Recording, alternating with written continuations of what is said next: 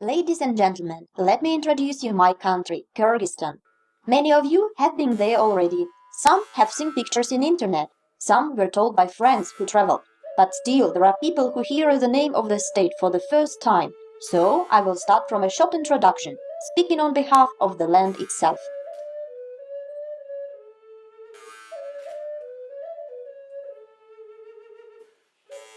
Hello, my name is Kyrgyzstan. It is a Turkic word and means the land of 40 tribes. It might sound impressive, but my population is only 5 million. I have two big cities, Bishkek, the official capital city, and Osh, the southern capital city, and they lie in the two most densely populated areas, Chu and Fergana valleys. Bishkek is famous for its wide avenues and numerous statues of famous people, like Mr. Lenin. He is a very respectful man. You can see his monument in every village, every town, every city. Osh, this is the second Mecca. Thousands of pilgrims visit the holy Suleiman mountain, praying and asking for health. Its colorful bazaar and bright colors are attraction for foreigners. I have four wonderful neighbors. They are Kazakhstan, Uzbekistan, Tajikistan and China. People coming to the Central Asia quite often pay visit to the five stars. Oh, how boring, isn't it? I better tell you what you can see when visiting me. Let's see, what are the places of interest I have? How about nomads? There are still people living in the yurts. This is a traditional ancient nomadic dwelling made of wooden carcass and covered with felt carpets. Do you like it? If so, then I can have a word with the local nomads and they will let you stay in one with them.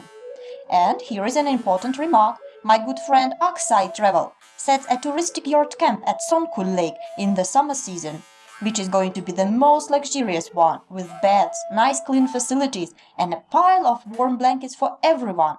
The food served is traditional nomadic like shorpo soup, kurdak, beshparmak, oromo, and so on. The pictures show you the wonderful landscape. This is the place you can feel yourself a nomad and get lost from the whole world and the everyday problems. The nomads can be seen in other places as well. Gediogus Gorge, Narin region, Osh region, and Tashrabat Caravanserai. Oh, here it is, by the way, the unique place. The official version says this is stone construction was a caravanserai which dates back to the 14th century. The others claim that it was used as a prison for the slaves who worked on the silver mines. And the third group of scientists states this is a mysterious Armenian monastery. Anyway, I like this place very much for the breathtaking views and the peacefulness.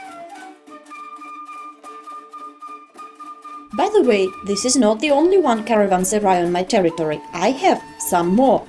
They are all the rests from the times of the Great Silk Road. Oh, I loved the times. It was a really great era when caravans used to pass along the three roads. Others are not possible as my area is very mountainous. The towns rose up and fell under the attacks of stronger empires like the Karakhanids, the Mongols. The first ones brought Islam, built Balasagin town, which is now a place to visit. Burana Tower and mausoleums and a small museum are quite interesting to pay attention to. It was not touched by Genghis Khan in the 13th century, but destroyed by an earthquake in the 15th. The Khan of the Khans, Genghis Khan, passed by leaving a number of ruins, sorrow and grief, earning fame and power for himself. But here I'm speaking about the northern part of my territory. Tian Shan Mountains all the time. Please don't get the idea that the south is less interesting. For example, Alai Valley in the Pamir mountain system. The tribes inhabiting this corner are very friendly and hospitable. Let me show you my dear babushki. Please pay your attention to the video. When visiting them, I feel like being a family member. They cook your breakfast, speak wise words to you. They demonstrate the traditional clothes and some traditions. Seeing of a bride to the groom's house, welcoming the bride into the groom's house, putting the baby into the cradle for the first time, cutting off the rope tying the legs of a child starting to walk. The rituals are accompanied by singing and praying. This is where you really touch the local culture. Another thing interesting to visit is petroglyphs from the times of Scythians, first millennium BC. They...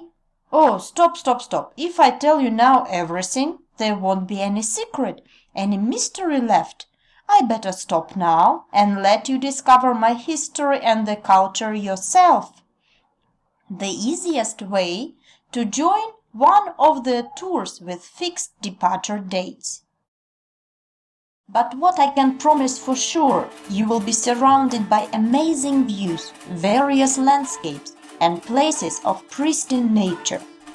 Like Tanshan mountain system, its 7,000 plus peaks, Kantengri, the most beautiful in the world, and Pobeda, or Victory, the most difficult to summit in the world. Merzbacher Lake, one of a kind in the world, gathering its water during the whole year and losing it within an hour, leaving huge icebergs on Inilchek glacier surface, which is the longest glacier of the mountain system. The best way to explore it is to go on a trekking tour. By the way, there are guaranteed departure dates as well, and I have fixed tent camps during the whole summer to make this journey more convenient and pleasant. Just think, you don't carry any tents, any kitchen utensils, any food, and every evening are warmly welcomed in the tent camps with a prepared sleeping place and hot dinner, hot breakfast to start the new day in good mood, and a lunchbox to be sure you have snacks for the day. The same system, a number of fixed tent camps, I offer along the trekking routes in Terskei Alato, 3 gorges next to Karakol town, and in Karavshin Gorge, which is my southern part, the Pamirs. The biggest fixed tent camps are at the foot of the highest peaks, one in Tianshan Mountains, another in the Pamirs. But please don't think they are available only for professional alpinists and have nothing to do with you. There are companies that offer helicopter excursions to the base camp at the foot of Kantengri. Just imagine, you are on an educational tour enjoying the historical sights and hot temperatures. In an hour, you are in a helicopter flying to the magnificent peaks right into the heart of Tianshan. And in some 40-45 minutes, it lands in the world of ice and snow, a fairy tale. You can see the ground under your feet. There is no ground. 200 meters of ice. Kantengri and Pobeda, or Victory Peaks, are around. Climbers and tents. This is the world you cannot see on a usual tour. This is the world you see only with me. When flying helicopter, we see how the altitude changes. Less green, more and more white colors. Merzbacher Lake, which normally you can see only when trekking more than a week. And this is all just in one day. Well, for those who want it to be less extreme and those traveling from China to Uzbekistan in the south, I can suggest visiting Lenin Peak. This is the same area as my favorite Alai Babushkas, some 2 hours up to the Pamirs, and we reach a base camp at the foot of Lenin Peak. We might get there only at darkness, but as you wake up in the morning and on the way from your warm tent with a comfortable bed to the canteen with delicious breakfast, you stop astonished with the view opening in front of you. Lenin Peak is there, the dream of many alpinists, the easiest 7,000er in the world. Moreover, it is a perfect overnight possibility for the travelers before crossing the borders to China or Tajikistan. Did you know that in Soviet times, the alpinists who have summited 5 peaks of 7,000 meters, including Lenin, Kantengri and Pobeda, will get a very prestigious title, Snow Leopard? As the tradition is still alive, you might see one of them in the base camp. Finally, to finish my speech about the adventures on a journey, I would like to add that there is a new trekking route being opened in Karavshin Valley, Pamir Mountains, Batken Oblast. With fixed tent camps, it becomes available for everyone. Well, I know that some friends of mine recommend the other people visiting me and organize such trips, and I have something for you as well. I was thinking, why don't we make the tours more interesting? Okay, we have already the demonstration of felt carpet production. We offer already the demonstration of golden eagle hunting, boat cruise on Isiku Lake, and the famous folklore show. And still, I feel we can make the tours more interesting. So, I would like to offer you including some small entertainments.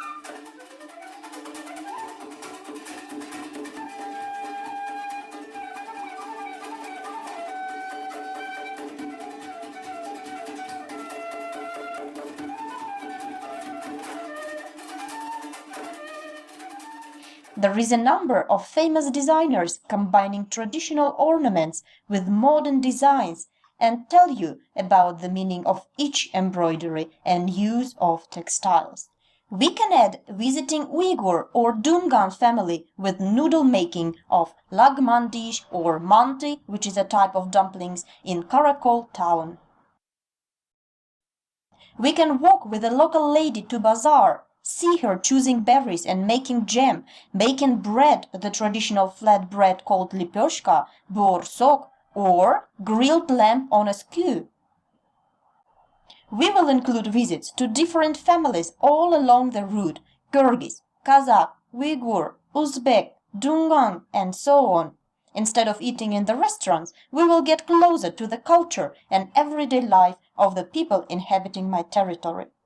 And what I missed when speaking about the Great Silk Road, not so many people know that it was open thanks to the Kyrgyz horses.